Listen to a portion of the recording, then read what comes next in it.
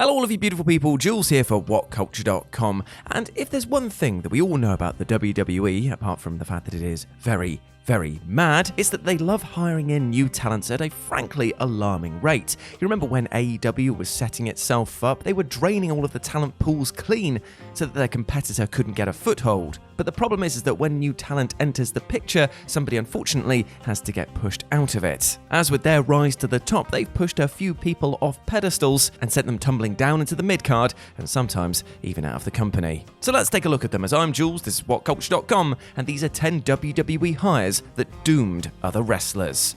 Number 10. OMOS, who doomed Braun Strowman.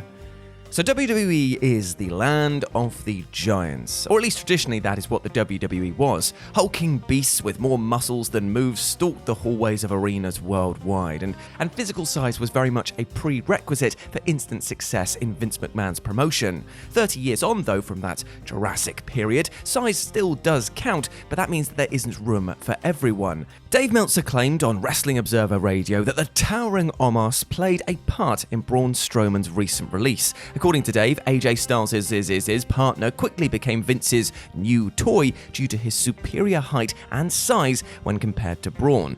That left Strowman's monster among men gimmick, well, pretty redundant. Of course, his expensive downside guarantee probably didn't help, but Meltzer's sources believe that McMahon didn't know what else to do with Braun creatively once OMOS crashed the scene. He, not Strowman, became the next go-to giant in WWE circles, and that accelerated one big man's exit. But if you think about the fact that WWE had burned through everything they had for Braun anyway, maybe it was actually the best thing for him to leave. Number 9. Finn Balor, doomed HIDEO ITAMI.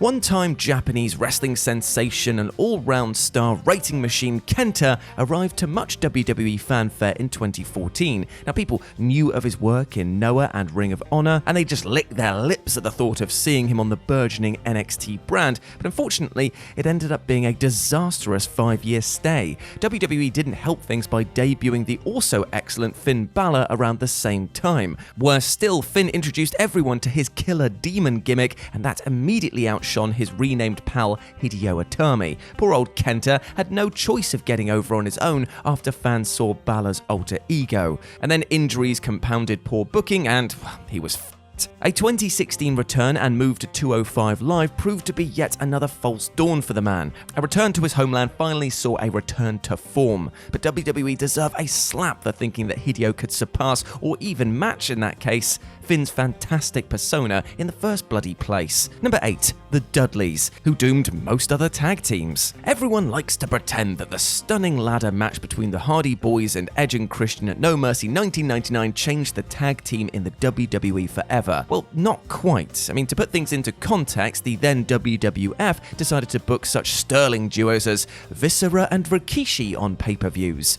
What a team! But one tag team signing would actually change everything. That was the Dudley Boys, who arrived a few months earlier during the summer and following a rather stuttering start, no pun intended there, began to mold the tag team ranks to their liking. At the Royal Rumble 2000, Bubba and Devon had a thumping tables match with the Hardys, and then of course TLC and much more mayhem ensued down the line. But going back to the lame tag teams like Viscera and Rikishi, as well as baffling acts like the Head Cheese Boys, Al Snow and Steve Blackman, they just fell by the wayside because the WWF realized they didn't need that crap. They had a team capable of rounding out the division alongside other bump-happy pairings. And for us fans, it was a good time to be alive. Number 7. Kevin Nash, who doomed Test. Watch literally any test match from 1999 to 2001 and you will see that he was, for all intents and purposes, a Kevin Nash clone. The WWF's version had the same long blonde locks, wore similar leather trousers, and had a rather limited big boot and elbow heavy moveset that sold his power. And Test was getting a pretty healthy push towards the end of the WCW/ECW invasion angle as well. But unfortunately that stalled pronto when Nash and his NWO buddies Hogan and Hall arrived in the company company come February 2002. Suddenly, Test was no longer a priority to the creative team. I mean, why would they bother now that they had the real deal? Nash's stop-start run meant that Test would have to find his own niche, so he cut his hair, packed on even more muscle, and tried his bloody best, but unfortunately it was doomed to fail, and Test fumbled around without much success for the next few years. Number 6, Diesel, who doomed Crush and Adam Bomb. Now this is the thing, as you guys well know, Michael Hamflett absolutely loves Big Daddy Cool, aka Kevin Nash, so why not let's just shout him out today with a double helping of Nash. I know he'll be watching this with his little pork sausage dinner and mash, and he'll be like, oh, nice one, mate, nice one. So Big Kev here doomed a fair few other talents to inescapable fates a decade before bringing the NWO goodness to WWE. His arrival as Shawn Michaels' bodyguard in 1993, well, that actually felt right, you know? And Vinnie Mac was seeing dollar signs when Diesel dominated the first half of his 1994 Royal Rumble match. Meanwhile, other tall workers like Crush and Adam Bomb had to be looking across the locker room at one another and just mouthing, oh, bloody hell, we're done for at each other. Diesel's impressive performance in the Rumble meant that McMahon would pin his big hopes on the bigger man from that day forward, and that, as a knock-on effect, also meant that there'd be less house room for everyone else. Crush no longer seemed as big or powerful when he was standing beside the taller Nash. Similarly, Adam Bomb's cartoonish gimmick, well, just looked utterly lame by comparison to Diesel's gritty biker aura. Both suddenly just appeared goofy and out of place next to Nash. But McMahon didn't care at all, he was too busy pushing Diesel to the moon. Number 5, Batista, who doomed Mark Jindrak. Now, admittedly, this is cheating a little bit with this one, because it also stretches the hires title of the video, but it is one of the finest examples of one wrestler dooming another by simply coming on board. Originally, Mark Jindrak was in Evolution with Triple H, Ric Flair, and Randy Orton. Then, WWE drafted Batista from SmackDown to Raw, presented him as a major signing, and somebody made a life-changing call on creative. Batista replaced Jindrak in the stable, and poor old Mark became nothing more than an answer to an obscure trivia question about who was actually in Evolution. He was barely in the stable before the switch was made, and that somehow makes things even worse. His big break was scrapped before it even properly debuted on TV.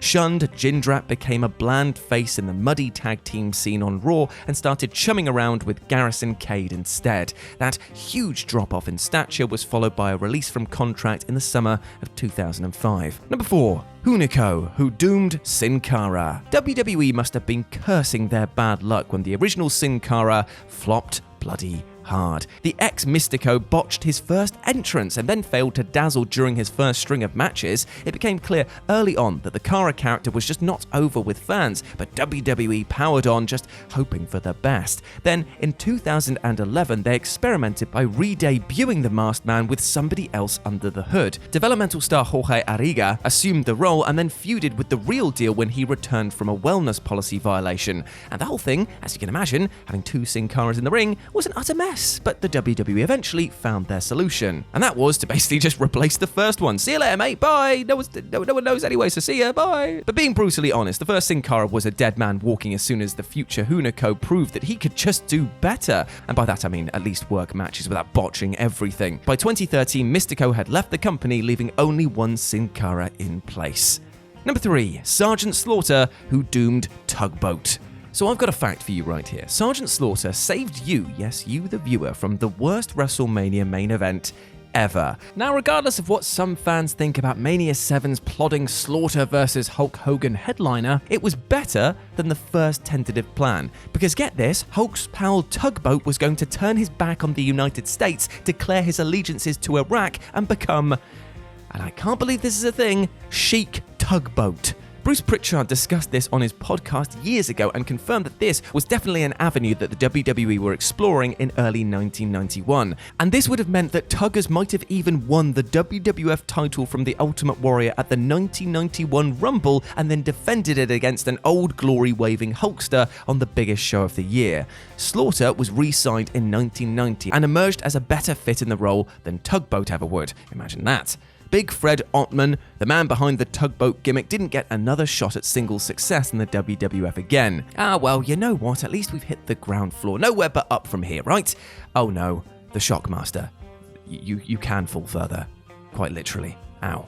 Number 2, the Road Warriors, who doomed Demolition. Now, on the playground at school when I was a wee lad, arguments would definitely be rife about Pokemon cards, Magic the Gathering cards, about, Jesus Christ, a lot of card games going around. Beyblades were also a thing for a bit, but also, getting off the point, who was better, the Road Warriors or Demolition? I don't know is the real answer, because they're both equally good and both equally shady. But what I do know is that when the Road Warriors came along, they definitely pushed Demolition out of the picture. I mean, the fresh-feeling Legion of Doom had vibrancy on their side, which resonated with the WWF audience, and that unfortunately spelled the end for Demolition. Vince McMahon's head was turned, and his own creation took a backseat to these new NWA incomers. Yes, LOD signing on the dotted line for the company literally doomed another tag team. Demolition started sinking down the pecking order, and the Road Warriors went on to become tag champions. The demos cards were marked as soon as Hawk and Animal arrived.